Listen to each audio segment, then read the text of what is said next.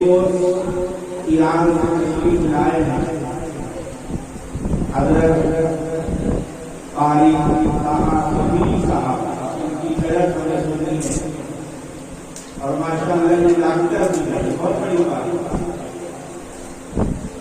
اور ابھی آپ حضرات کی خیرت سے بات فرمائیں گے، میں اس ڈاکٹر کی طرف آؤں گا اور چلا جاؤں گا۔ میرے محترم بزرگوں اور دوستوں، میں نے ابھی آپ حضرات کے سامنے اللہ رب العالمین کے کلام پاک کی آیت کے جملے کی تلاوت کی ہے۔ اس میں اللہ رب العالمین ارشاد فرماتا ہے شہر رمضان الذی انزل فیہ القرآن، کہ ہم نے اس ماہ مبارک میں قرآن کو نازل کیا۔ آج ہمارے سباب القرآن سمجھیا 11 نمبر وارڈ میں تراویح کے اندر قرآن پاک کا ایک دور مکمل ہوا ہے۔ قرآن جنہوں نے تراویح کے اندر پڑھایا ہمارے حافظ معراج احمدی صاحب، میں ان کو بھی مبارکباد پیش کرتا ہوں، اور جنہوں نے ان کے پیچھے قرآن کو سنا میں انہیں بھی مبارکباد پیش کرتا ہوں، کیونکہ قرآن کا پڑھنا ثواب، قرآن کا سننا ثواب، قرآن کا دیکھنا ثواب، قرآن کا چھونا ثواب، یہ پوری کتاب ہے، برکت والی کتاب ہے۔ میرے محترم بزرگوں اور دوستوں، اللہ نے آپ صلی اللہ علیہ وسلم سے پہلے بھی کئی کتابیں اللہ نے بتائی۔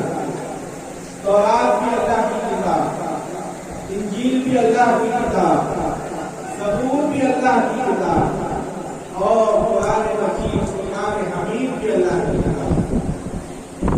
لیکن کسی کتاب کی حفاظت کی ذمہ داری اللہ نے دی۔ صرف قرآن مجید کے بارے میں اللہ نے فرمایا کہ ہم نے قرآن کو نازل کیا ہے، اس کی حفاظت بھی ہم کریں، اس کے محافظ بھی ہم کریں۔ قرآن اللہ کی کتاب، انجیل اللہ کی کتاب، زبور اللہ کی کتاب، مگر اس کی حفاظت کی ذمہ داری اللہ نے دی۔ جب حضرت موسیٰ علیہ السلام کو کتاب دینے کی باری آئی، اللہ نے فرمایا موسیٰ کوہ طور پر آئیے، میں تورات ہوں۔ اللہ نے حضرت موسیٰ علیہ السلام کو کتاب کی شکل میں تورات عطا فرمائی۔ حضرت عیسیٰ علیہ السلام سے اللہ نے کہا اے عیسیٰ، آپ اپنے محمد کھانے میں جائیے، میں آپ کو کتاب دوں۔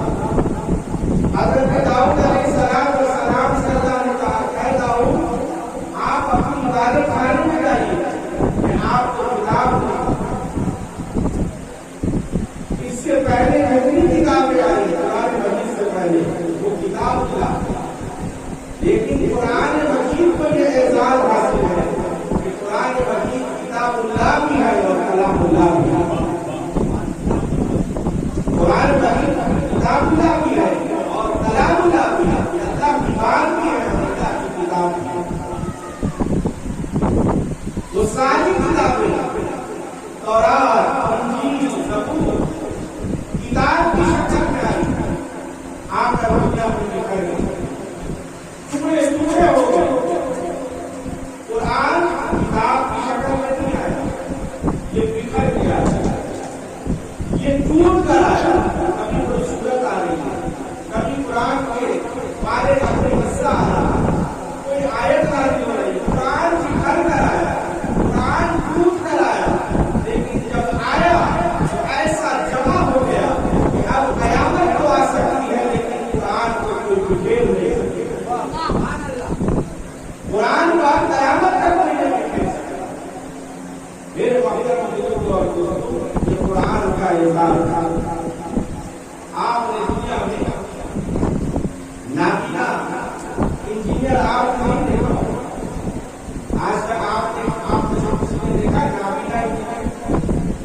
جو دونوں آنکھ کا نابینا ہو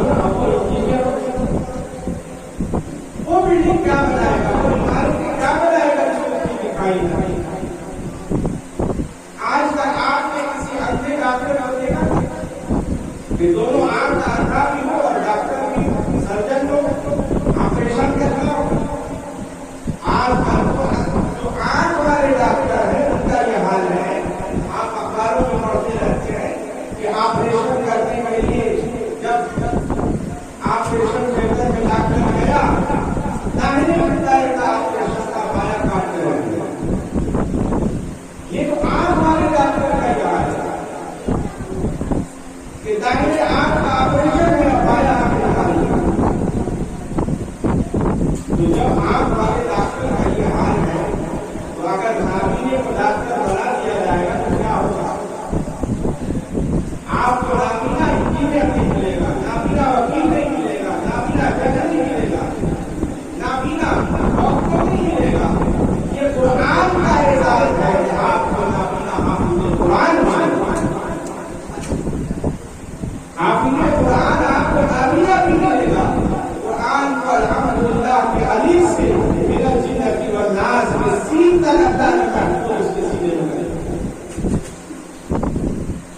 ہمارے دادا قاری عبدالقوی صاحب رحمۃ اللہ علیہ قاری عبدالقوی کو فرماتے ہیں، ان کے چند شعر مجھے یاد آتا ہے کہ منصور جلال کی ہو اگر قرآن پڑھو قرآن سنو۔ یہ آج قرآن کی محفل ہے، ابھی قاری صاحب قرآن کی تلاوت کریں گے۔ قرآن کیا ہے؟ لو انزلنا هذا القرآن على جبل لرأيته خاشعا متصدعا من خشية الله۔ اللہ فرماتا ہے کہ اگر ہم اس قرآن کو کسی پہاڑ پر ڈالتے تو پہاڑ ریزہ ریزہ ہو جاتا۔ میری خوف من خشیت اللہ، میری خشیت سے پہاڑ ریزہ ریزہ ہو جاتا۔ تو قرآن کیا ہے؟ منصور جلا دل کی ہو اگر قرآن پڑھو قرآن سنو، ہر روز بولیے، ہر شام و سحر قرآن پڑھو قرآن سنو، ہر روز بولیے، ہر شام و سحر قرآن پڑھو قرآن سنو۔ اور اقبال نے جب اقبال پڑھا قرآن کی بدولت میں اقبال پڑھا اقبال پڑھا قرآن کی بدولت دنیا میں سب قوم سے بولے کو قرآن پڑھو قرآن سنو۔ میرے محترم یہ قرآن والا اس ماہ مبارک میں اللہ نے قرآن کو اتارا، حضور اکرم صلی اللہ علیہ وسلم کے گھر میں اس کی ابتدائی آیت ہے اس ماہ مبارک والا۔ تو میرے محترم بزرگوں اور دوستوں، یہ مدرسہ باب القرآن رسم کیا جو مکان تعارف نہیں ہے اور کئی سالوں سے الحمدللہ یہاں بعد جماعت تراویح کی نماز کا اہتمام ہوتا ہے اور آپ حضرات یہاں نماز تراویح پڑھتے ہیں اور آپ نے یہ دیکھا ہوگا کہ کس طریقے سے یہاں نماز تراویح کا اہتمام ہوتا ہے۔ میرے محترم بزرگوں اور دوستوں، آخری بات میں کہنا تراویح کی نماز ختم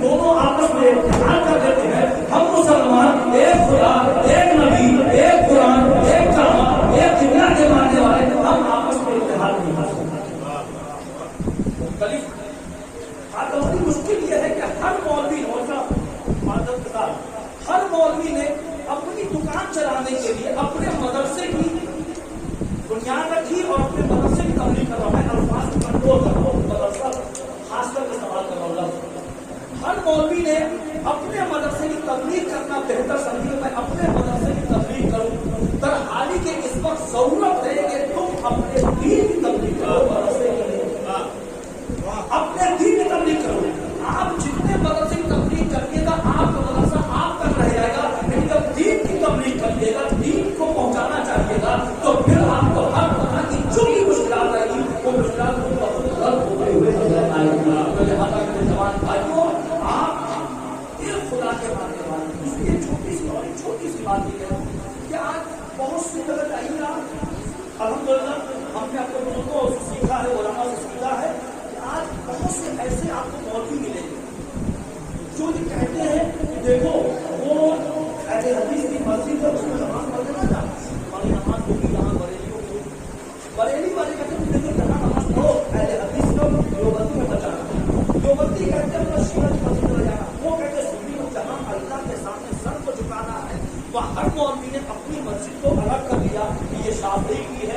حنبلی کی ہے، یہ اہل حدیث کی ہے، یہ دیوبندی کی ہے، یہ شیعہ کی ہے، یہ سنی کی ہے. اور جہاں شیطان کی اتباع سنیما ہال میں ہو رہی ہے وہاں حنفی کی ہے، شافعی کی ہے، حنبلی کی ہے، دیوبندی کی ہے، شیعہ کی ہے، سنی کی ہے. وہاں بھی مولوی فتویٰ نہیں دیتا کہ شیطان کی اتباع سب ایک ساتھ کے اوپر ہے. جب اللہ کے سامنے سر جھکانا ہے اپنی مسجد کو الگ کر دیا.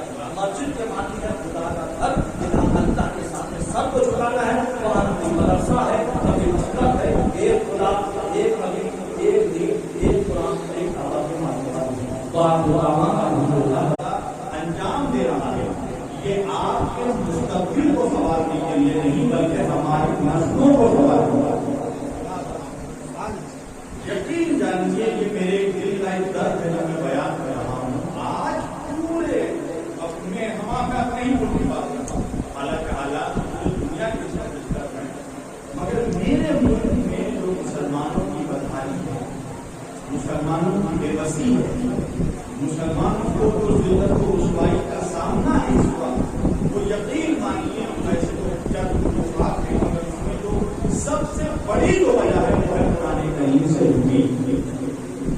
ہمارے گھروں میں قرآن کریم کتابوں میں سجا رہتا ہے. اچھا ہم اکثر جو ہے دیکھیے گا دعا کرواتے ہیں ہم کے افراد سے، مولانا دعا کروا دیا اور ہماری ماں بہن خاص بہت دیکھیے میں کوئی بہت زیادہ یعنی ڈیپ جو میرا انداز ہے کہنے کا، میں کوئی بہت فلسفہ اور کوئی بہت یعنی منطقی کو اس طرح کی بات نہیں کر رہا ہوں، نہ کرے گا. اور میں ایک جنرل بات کر رہا ہوں، ایک دل کا درد رکھ رہا ہوں اس کا، جو آپ میرے درد کو شاید محسوس کر سکتے ہیں. اکثر یہ ہوتا ہے کہ ہماری ماں بہنیں خاص طور پہ کہتی مولانا گھر میں ایسا لگ رہا ہے کہ جیسے برکت نہیں ملتی، شوہر پیسہ لا کے دیتا ہے پیسہ کہتا ہے، بچے ہماری بات سنتے نہیں ہیں، ماں باپ کے ساتھ بدتمیزی کرتے ہیں. ان ساری چیزوں کا ریزن کیا ہے، سبب کیا ہے؟ تو میں نے کہا بتاؤ کیا کر سکتے ہیں. کہنے کو پانی میں پڑ کے وہ پڑ کے پانی دے دیجیے یا کوئی تعلیم دے دیجیے اس سے برکت آ جائے.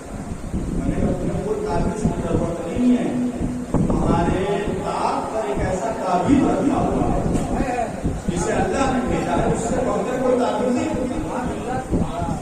کوئی تعبیر اثر انداز ہو ہی نہیں سکتا اگر اس میں آیات قرآن شامل تھا، اس میں قرآن کے عموم، قرآن کا جلوہ، قرآن کا اثر شامل تھا. اللہ کے رسول کی حدیث ہے کہ جن گھروں میں قرآن کریم لاکھوں پر سجا ہوتا ہے اور اس گھر میں کوئی قرآن پڑھنے والا نہ ہو، تلاوت کرنے والا نہ ہو، قرأت کرنے والا نہ ہو، تو قرآن خود صاحب خانہ پر لعنت کرتا ہے. تو اس سے آپ یہ اندازہ لگا لیجیے کہ قرآن جس گھر والوں پر لعنت کرے اس گھر میں برکت کیسے آ سکتی ہے، اس گھر میں رحمت کیسے آ سکتی ہے.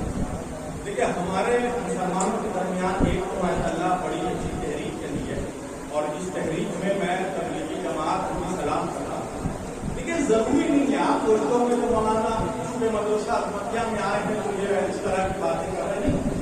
میں دیکھیے بہت لبرل قسم کا شخص ہوں. آپ نے پہلے کی تقاریر دیکھیے گا میں شیعوں کے بیچ بھی جا کر پڑھتا ہوں، صوفیوں کے بیچ بھی پڑھتا ہوں، ہمارے اہل حضرات کے بیچ بھی پڑھتا ہوں، جمعیت کے پروگرام میں بھی شرکت کرتا ہوں اور انڈیا مسلم لوگ اردو پروگرام میں بھی شرکت کرتا ہوں. تو لوگ ذرا میرے تعلق سے کنفیوژن پہ شکایت کرتے ہیں کہ مولانا آپ کیا ہیں، شیعوں کی مجلس میں جائیں تو ہم مجھے راستے کا ٹائٹل مل جاتا ہے. میں ایک بار میں اپنا سناتا ہوں، شاید تعلیم آپ کو یاد ہوگا، آج سے تقریباً میرے خیال سے 8-9 سال سے اوپر ہو گیا.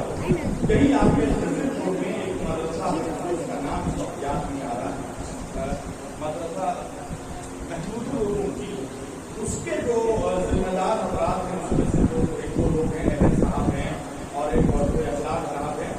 تو ایک مسئلہ یہ ہوا تھا، میں اس کو اوپنلی نہیں بول چکا، میں کسی کو نہیں کرنا چاہتا. ان لوگوں کا 50 سالہ یا 25 سالہ سلور جوبلی کا موقع تھا، تو وہ یہ چاہتے تھے کہ باہر روڈ میں پروگرام کریں اور ان لوگوں کو پروگرام کرنے سے خود دوسرے مسئلے کے لوگ ہوتے ہیں.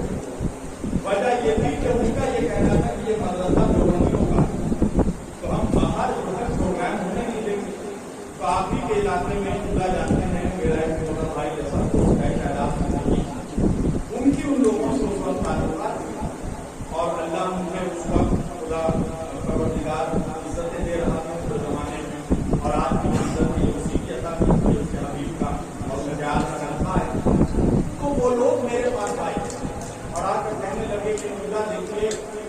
یہ لوگوں کو باہر بھی نہیں کرنے دے رہے ہیں پروگرام، اور وہاں پر ایک شادی ہال ہے، یہ جو آپ کا مندر پور کا جو عباسپور کا کھانا ہے، اسی کے آگے مجھے یاد ہے جو شادی ہال ہے، اس شادی ہال میں وہ لوگوں نے کچھ کیا تھا پروگرام کرنے کے لیے، تو وہاں پر بھی پروگرام نہیں کرنے دے رہے تھے. تو میں نے کہا کہ بھائی آپ میرے پاس آئے، میں آپ کی کیا کرنا سکتا ہوں. کہا کہ اللہ آپ کسی بھی طرح جو ہے چاہے جوڈیشری کے تھرو ہو، پرشاسن کے تھرو ہو، کسی بھی طرح آپ ہماری ہیلپ کیجیے اور آپ کو اس پروگرام میں as a chief guest as a مہمان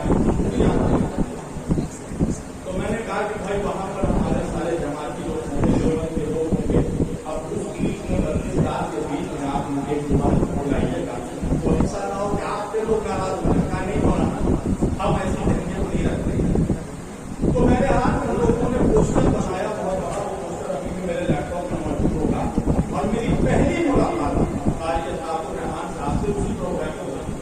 تو میں اس کو کہا جوان تھا، ابھی بھی جوان بنا، بہت زیادہ جوان تھا، کم ہوئی تھی.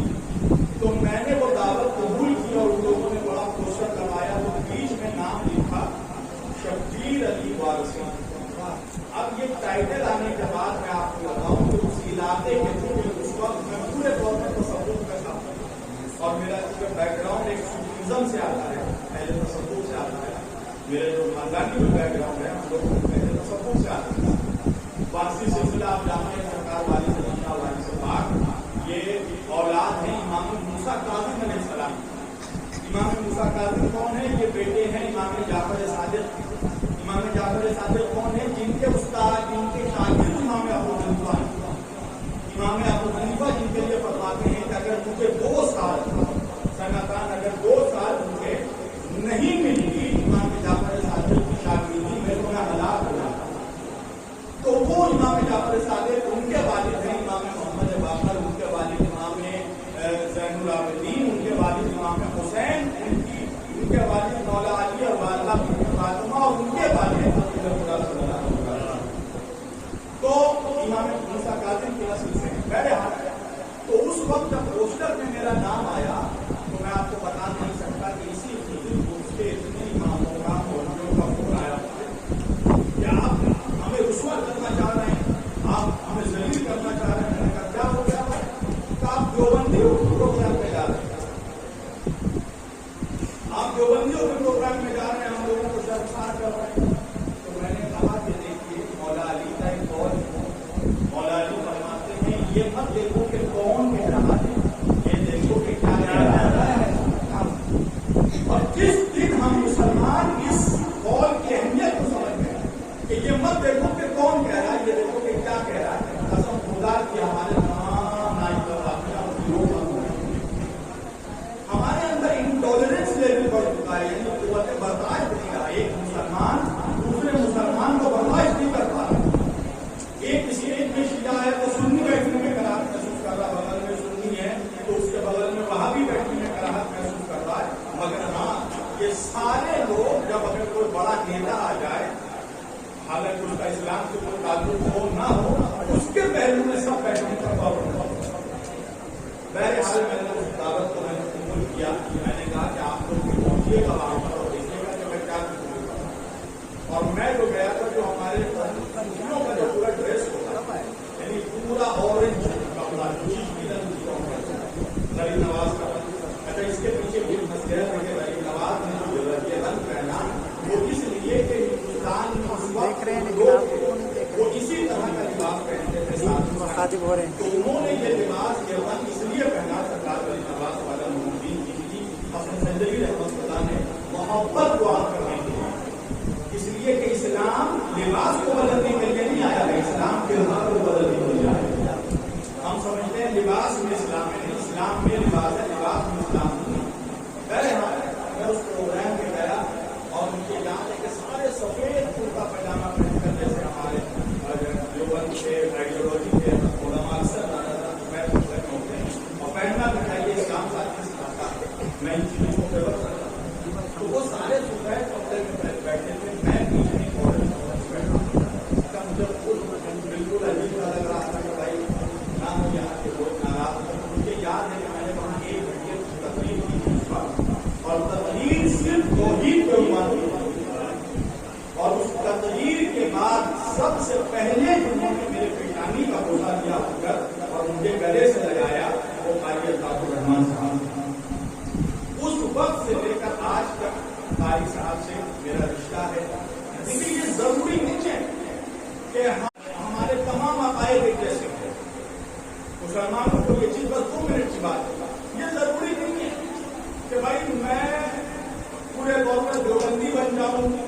या कारी अल्ताफ रहमान साहब पूरे तौर पर वारसी बन जाए, ये जरूरी नहीं है।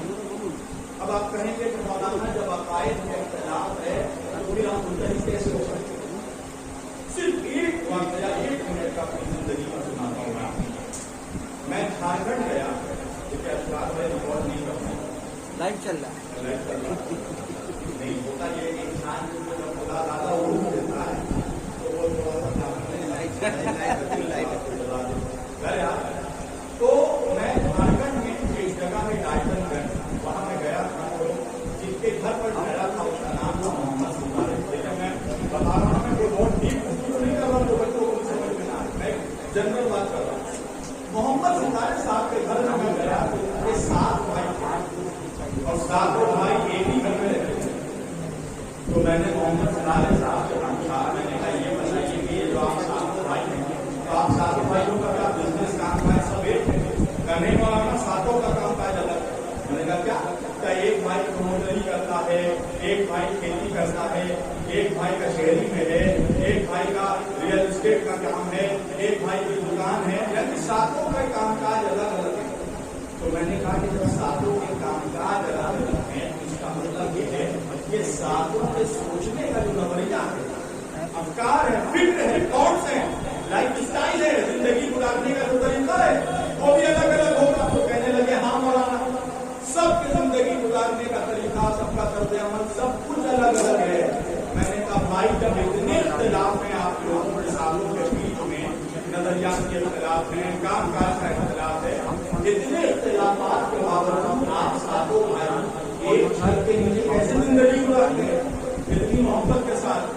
एक जवाब दिया उन्होंने और मुझे दुआ दे दीजिएगा अगर आप मुझसे कहने लगे सितारे साहब कि मौलाना हम 7 भाई एक छत के नीचे बड़ी मोहब्बत के साथ तमाम इख्तिलाफात के बावजूद भी रहते हैं, वजह यह है हमारा बाप ही है, और हमारे बाप ने हमें ऐसी तरबियत दी है कि तमाम इख्तिलाफात के बावजूद हम 7 भाई एक छत के नीचे बड़ी मोहब्बत से रहते हैं। तो मेरा भी तो ये पैगाम मुसलमानों को होता है कि कहीं हो सकता है हमारे बीच की कोई शिया हो, कोई वहाबी हो, कोई देवबंदी हो, कोई बरेलवी हो, कोई हनफी हो, कोई मालिकी हो, कोई फलां हो, ढिंका हो, हमारे बीच बहुत नजरियात के इख्तिलाफात हो सकते हैं, उसके बावजूद भी हम एक परिजन के नीचे बड़ी मोहब्बत के साथ रह सकते हैं, क्योंकि हम सबों के जो रूहानी बाप हैं, हमारे नबी हैं, वो हज़रत मोहम्मद रसूलुल्लाह सल्लल्लाहु अलैहि वसल्लम, और हम एक खुदा के कायल हैं, ला इलाहा इल्लल्लाह मोहम्मद रसूलुल्लाह सल्लल्लाहु अलैहि वसल्लम। इस पर किसी को इख्तिलाफ नहीं।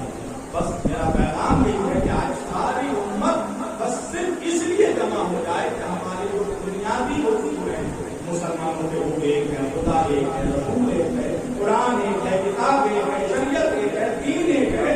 अल्लामा इकबाल कहते हैं एक ही सबका नबी मुनफरिद एक है, इस कौम की नुकसान भी है, हरम पाक भी, अल्लाह भी, कुरान भी है, एक ही सबका नबी, दीन भी, ईमान भी एक, क्या बड़ी बात थी वो देखो मुसलमान भी एक, फिरका बनती है कहीं और कहीं जाते हैं, क्या जमाने में अपन अपने यही बातें हैं।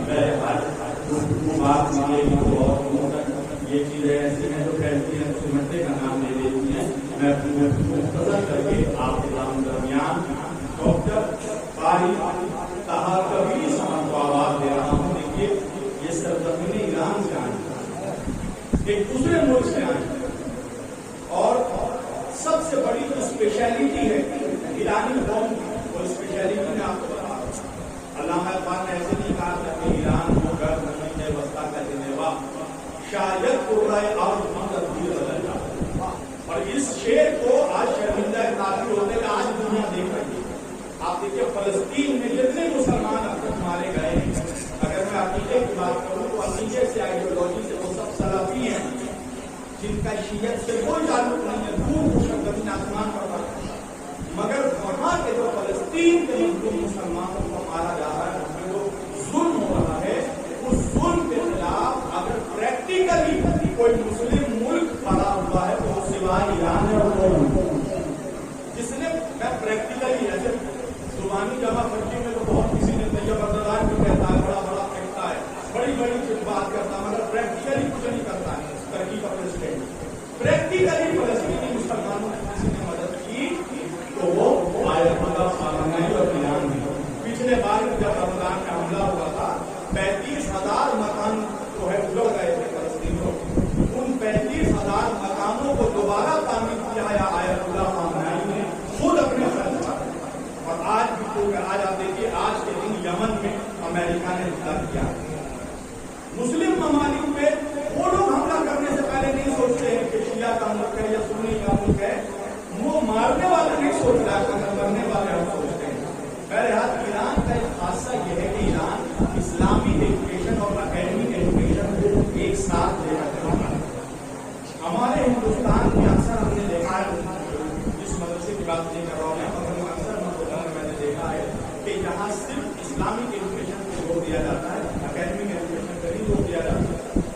اکیڈمک انسٹیٹیوشن ایسے ہیں ویسے مسلمانوں کے ہیں تو گنتی کے برابر اور جو ہیں کہ وہ خیرات کے بیس پہ چل رہے ہیں. آپ جانتے ہیں کہ 3 کروڑ مسلمان ہیں بنگال میں اور مسلمانوں کا صرف ایک ہی کالج ہے ہمارے بنگال میں کر سکتے ہیں وہ ہے میڈیا لرننگ کالج. ایک ادارہ ہے اور وہ بھی کیسے بچا یہ آپ جانتے ہیں. 10 روز ہم لوگ ہڑتال پر بیٹھے تھے معصوم بچیوں کو لے کر بیٹھے تھے.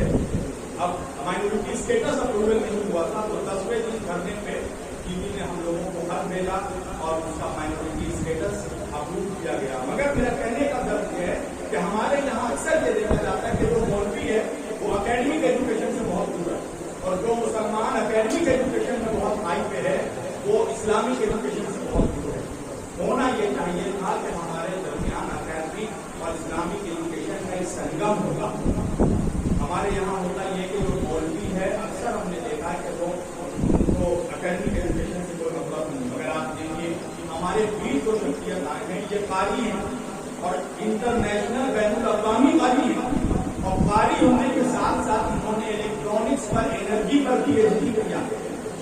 یعنی قاری بھی ہیں ساتھ ساتھ ڈاکٹر بھی ہیں. جب نظام تعلیم ایسا ہوگا تو ہماری دنیا بھی کامیاب ہوگی بچوں کی اور آخرت بھی کامیاب ہوگی. بہرحال میں جناب ڈاکٹر غالب صاحب کبیر صاحب کو آواز دے رہا ہوں اس کے انتظار کے خلاف ہوگی جو بہتر تیری کمان میں ہے کسی کی آنکھ میں جادو تیری زبان میں ہے. سنا ہے بولے تو باتوں سے بھول پڑتے ہیں یہ بات ہے تو بات کر کے دیکھتے ہیں. اور اب یہ کلام اللہ کی تلاوت کریں گے. میں نے دیکھا ماشاء اللہ کبھی ناز رسول خبر لوگوں نے پڑھا تو آپ لوگوں نے بہترین انداز میں ان کو داد دیا تحسین اور دینا بھی چاہیے کہ وہ اللہ کی مدد کر رہے ہیں نبی کی شان بیان کر رہے ہیں. مگر آپ سوچیے کہ جب بندوں کے کلام کا یہ اثر ہے تو اللہ کے کلام کا کیا اثر ہے. لہٰذا جب یہ قرآن کی آیتیں اور سنائے تو قرآن بھی دیوانوں کی طرح توڑ کر سننا چاہیے کہ یہ محفل روحانی بھی لگے اور قرآنی بھی لگے. آپ کی بات سبحان اللہ الحمدللہ اور نعرہ تکبیر کی صدا جاری رہے. مائک پر جناب قاری صاحب کبیر صاحب واخر دعوانا الحمدللہ. بسم اللہ الرحمن الرحیم.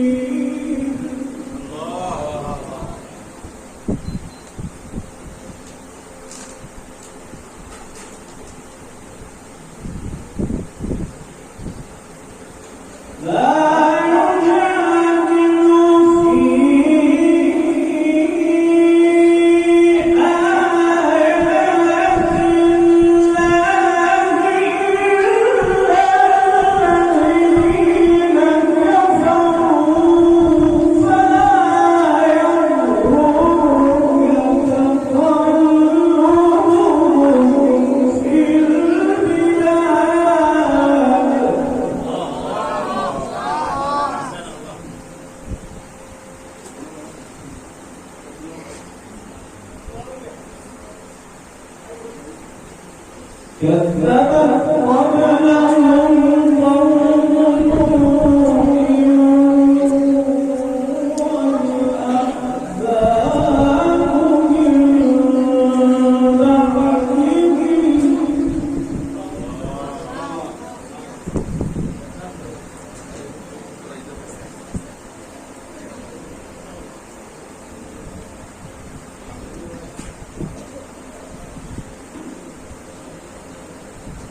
وهمت كل أمة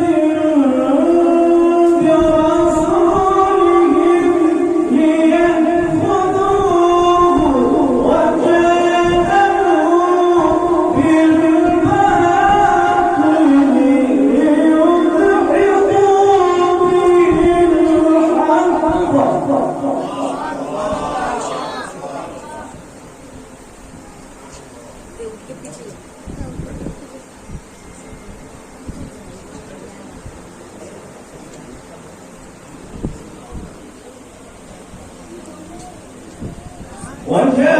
وجادلوا بالباطل ليدحضوا به الحق فأخذتهم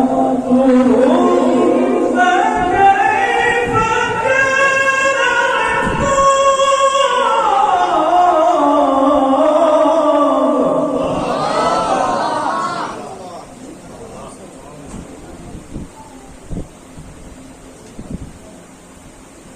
وكذلك حقت كلمة ربك على الذين كفروا أنهم أصحاب النار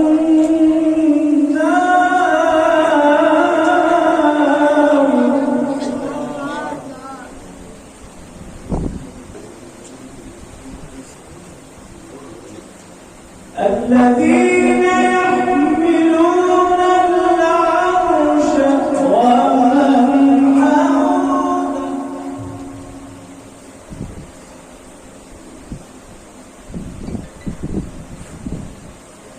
الذين يحملون العرش ومن حوله يسبحون بحمد ربهم ويؤمنون به ويستغفرون للذين آمنوا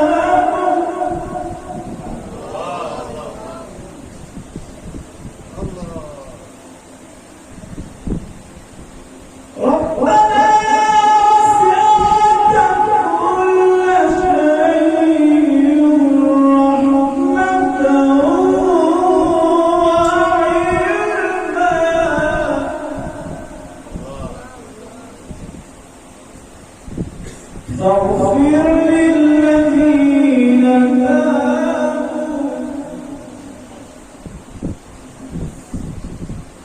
فاغفر للذين تابوا واتبعوا سبيلك وقهم عذاب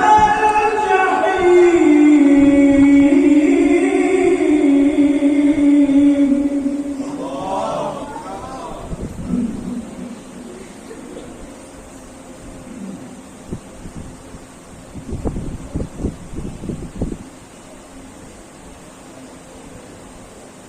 ربنا وأدخلهم جنات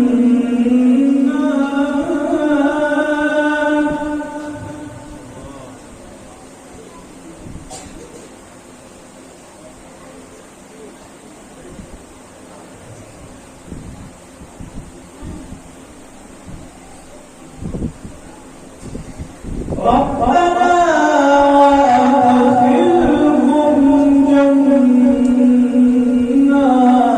عدن التي وعدتهم ومن صلح من آبائهم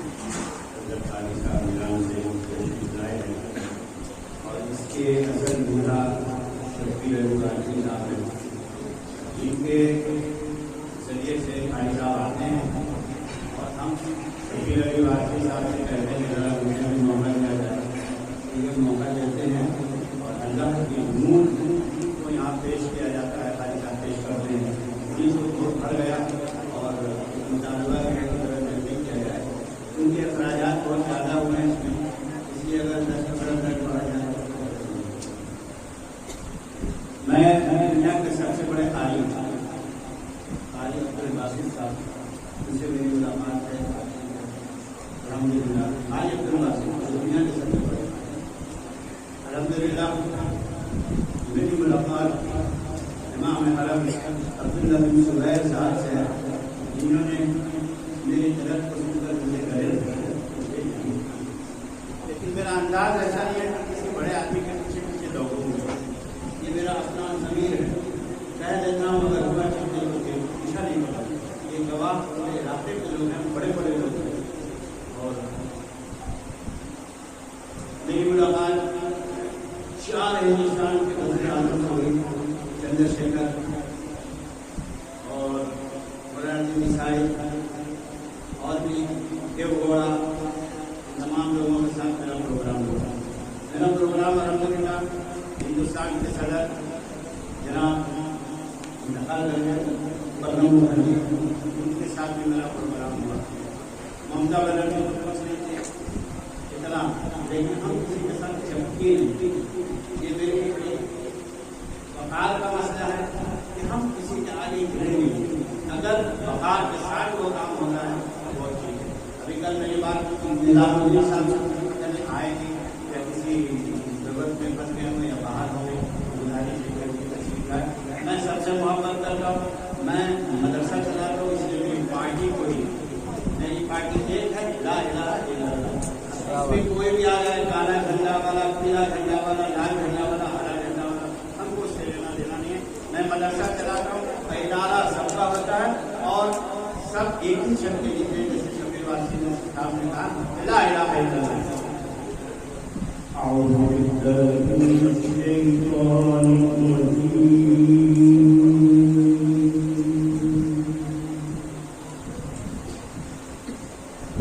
بسم الله الرحمن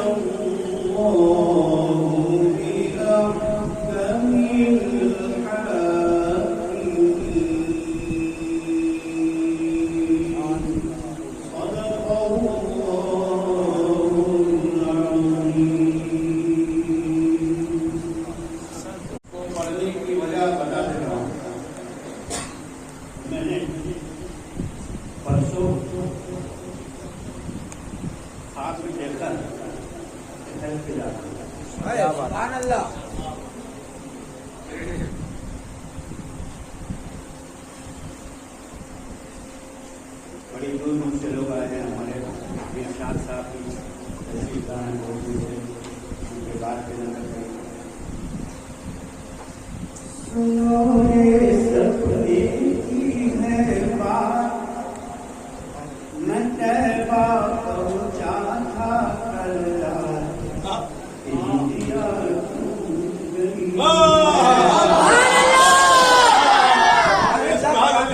سنو یہ سپنے کی ہے بات میں طیبہ پہنچا تھا کل رات انڈیا کل رات میں ایک سپنا دیکھا سپنے میں ہنسی جلوہ دیکھا جلوے میں نور کی چادر تھی وہ جس کی دلکش چادر تھی جسے دیکھ کے دل اٹھا جھوم ادب سے میں نے لیا تھا جھوم لیا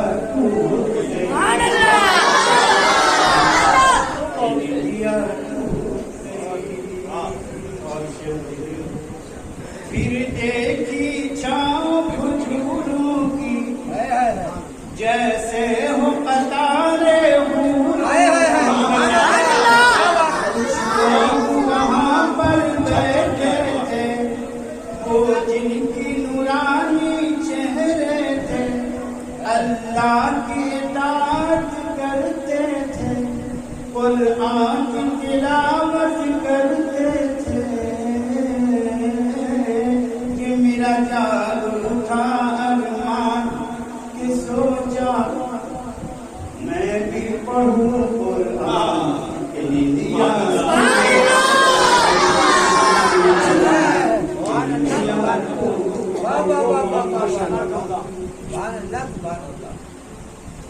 رحمت کی نورانی چھاؤں میں طیبہ کے مقدس گاؤں سے گزرا تو حسین مکہ دیکھا مکے میں حسین کعبہ دیکھا کعبہ میں نور کی چادر تھی اور جس کی حسین جھالر تھی کہ کچھ میری آنکھیں تھی حیران خدا کی دیکھ رہا تھا شان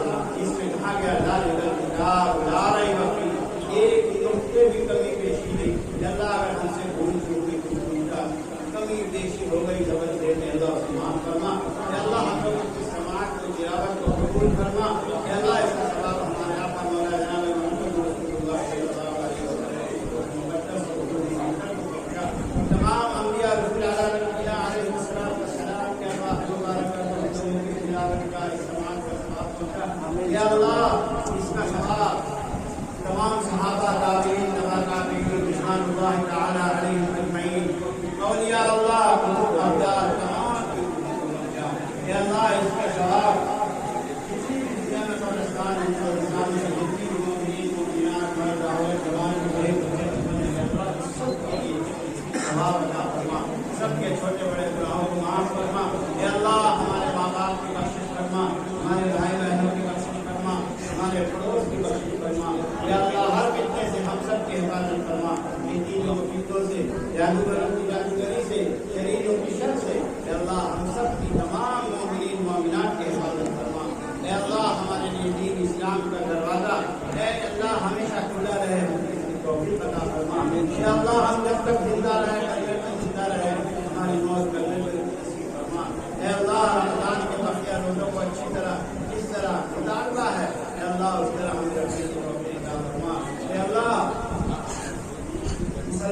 کے لیے جو مسائل پیدا ہو رہے ہیں، اے اللہ، اے مولا، تم نے فرعون کو نمٹا، تم نے سردار کو نمٹا، تم نے ابی بن خلف کو نمٹا، حامان کو نمٹا، اے اللہ ان ظالموں سے نمٹ لے، اے مولا علی ان کی شدید شرارت کو یا تو ہدایت سے بدل دے یا ان کو جس کو معبود کر دے، اے مولا ہم سب کی ایمان والوں کی حفاظت فرما، اے اللہ ہماری دعا کو اپنے رحمت کے سب کے پیارے نبی جناب محمد رسول اللہ صلی اللہ علیہ وسلم کے سب کے خیر کو قبول فرما، اس مدرسے کو زندگی رات چوگنی روزی کی طرف عطا فرما، اس کے استحکام کو پائیداری نصیب فرما، صلی اللہ علیہ وسلم والحمد للہ صاحب قاری الطاف الرحمان صاحب کا تہ دل سے شکریہ ادا کرتا ہوں کہ پچھلے سال بھی ایران سے ایک قاری صاحب آئے تھے اور اس بار بھی آئے ہیں۔ یہ اللہ کا کرم ہے کہ الطاف الرحمان صاحب جیسی شخصیت ہم لوگوں کے بیچ میں ہے اور ہم لوگوں کو دین کے راستے پہ چلنے کے لیے۔ ریپو نیوز میں آپ دونوں صاحبان کا، قاری الطاف الرحمان صاحب اور قاری عبدالرحمان صاحب جو مدرسہ باب القرآن عظمتیہ خضرپور کے روح رواں ہیں اور آپ فاؤنڈر ہیں، تو آج جو ختم تراویح ہوا ہے اس مدرسہ میں اور جو ایرانی قاری کی آمد ہوئی ہے اور ان کی تلاوت قرآن پاک ہوئی ہے، تو اس سلسلے میں آپ کا کیا کہنا ہے؟ اصل میں تراویح کا اختتام نہیں ہوتا ہے، قرآن مکمل ہوا ہے، اس سلسلے میں یہ مجلس تھی۔ اور چونکہ ایران کے قاری صاحب یہاں تشریف لاتے ہیں ہر سال کلکتے میں، تو ہم لوگ اس سے فائدہ اٹھا کر ان کو یہاں مدعو کر لیتے ہیں کہ آپ آئیں، اور قرآن کا ایک معجزہ ہوتا ہے، ایک نور سا سما سا بن جاتا ہے، اس لیے ہم لوگوں نے ان کو بلایا اور اس سال میں قرآن کی تلاوت سنی۔ اس موقع پر آپ عوام الناس کو کیا پیغام دینا چاہتے ہیں؟ پبلک کو کیا پیغام پہنچانا چاہتے ہیں؟ سب سے پہلے تو دینی پیغام ہے، دین پر چلیں، قرآن کو پڑھیں، قرآن سیکھیں، قرآن سے دلچسپی رکھیں، قرآن پڑھانے اور پڑھنے والوں کا ساتھ دیں، اور اس کے بعد دنیا بھی اختیار کریں، دین بھی اختیار کریں۔ یہی پیغام ہے۔ ربنا آتنا فی الدنیا حسنہ وفی الآخرۃ حسنہ۔ بہت بہت شکریہ۔